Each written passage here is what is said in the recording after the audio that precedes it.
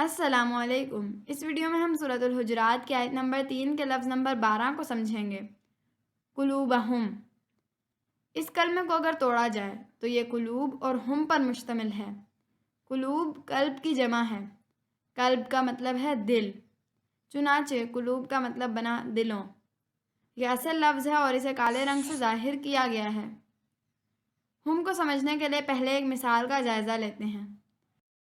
عربی زبان میں اس ایک مذکر کے دل کے لیے قلبہ، جبکہ اس ایک مؤنث کے دل کے لیے قلبہا کا کلمہ استعمال کیا جاتا ہے۔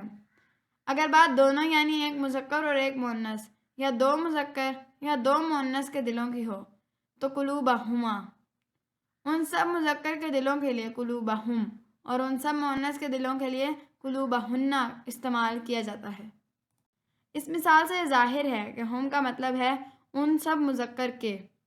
ہم چونکہ ایک علامت ہے اس لیے اسے سرخ رنگ سے ظاہر کیا گیا ہے، لہٰذا قلوبہم کا مطلب بنا ان سب مذکر کے دلوں۔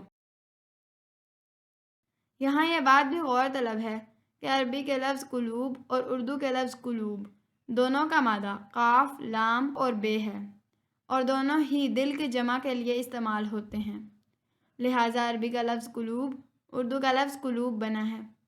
اردو میں اس کا ایک استعمال صالح قلوب بھی ہے۔